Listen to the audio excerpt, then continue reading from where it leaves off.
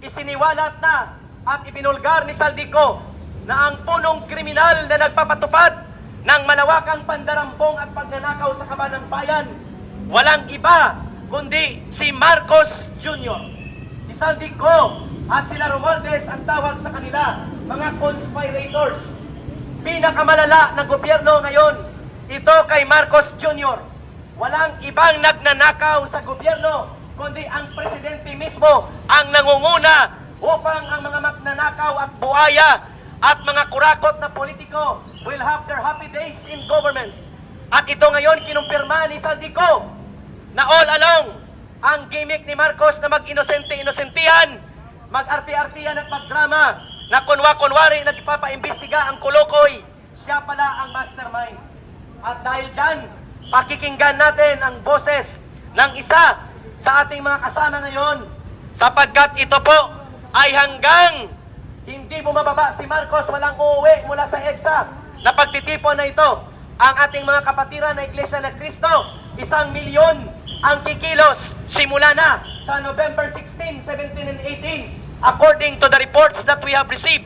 At dito sa EDSA, open to all ang gustong manindigan na tapusin na ang kabulukan at pagkamagnanakaw ng gobyerno ni Marcos. Open kayong pumunta sa EDSA, mapayapang pagtitipon, sama-samang pagkilos upang papanagutin ang pinakapunong salaring kriminal na mastermind at pasimuno ng 1 trilyon mahigit pesos na pagnanakaw. Itinuro na ni Saldico.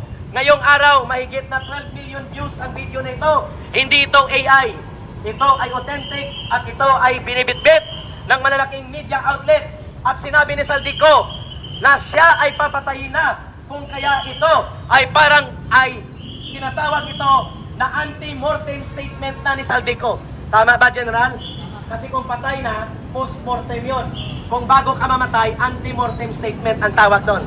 Kaya ito ay parang anti-mortem statement or anti-mortem confession ni Saldico na siya ay papatayin na, kaya itinuro na niya ang mastermind, si Marcos, kung bakit nalulunod sa baha, nalulunod sa korupsyon ang buong bansa na mamatay ang kababayan natin.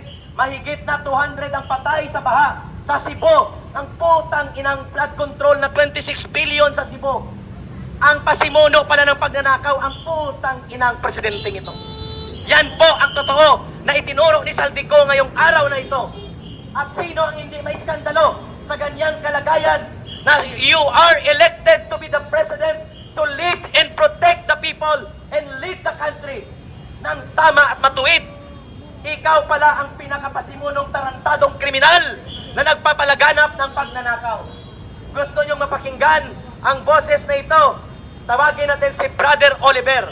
And then si General Daos ang susunod na magsasalita. Muli, para may boses si Ka Eric, sapagkat ito ay hanggang December 31 ang rally na ito. Ang haba 3 araw lang, dapat lumayas na si Marcos. Yan ang taning ng taong bayan sa kanya. Brother Oliver. Magandang hapon po mga kababayan, magandang hapon po sa mga vlogger, magandang hapon po dito sa Robinson, pinagbigyan na naman po tayo. Ito tawagin po natin itong super. Bakit po ba super? Papaliwanag po natin bakit super. Dahil si Bangmong Marcos po ay super sinungaling. Super ang korupsyon. Super ang kalokohan at kasinungalingan na ginagawa niya sa mamamayang Pilipino. Ano po ba ang ginagawa natin ngayon? Kaya tayo nandito, pinaglalaban po natin ang karapatan ng bawat Pilipino. Pinaparating po natin sa kanila na ang gobyerno ay walang karapatan dahil sila po ay mga magnanakaw. Ngayon, ngayong araw na ito, nagsimula po kami upang iparating sa mamamayang Pilipino na si Congressman Saldico ay nagsalita na. Yes. Ipinahiwatig niya na ang katotohanan. Sinabi niya na po kung sino nag-uutos. Sinabi niya na po kung ganong kalaki. Super duper 100 billion ang dapat nakawin sa gobyerno. Ano ang mga nangyari po na kalamidad na pinakita ng Panginoon sa atin? Super baha. Maraming taong namatay sa iba't ibang lugar. Super ang kasinungalingan niya, sinasabi niya na padaanin muna natin ang bagyo. Bakit? patay na yung mga Pilipino bago niya tulungan. Nagbigay ng tulong, 5,000, 10,000. Saan makakarating po ba yung 5,000, 10,000? Makakabili po ba ng hollow blocks, simento, buhangin, yero? Hindi po, wala pong mararating yan. Kaya, nandito po tayo nananawagan sa mga mamamayang Pilipino, lalo na sa mga mahihirap, na ngayon ay super hirap na po.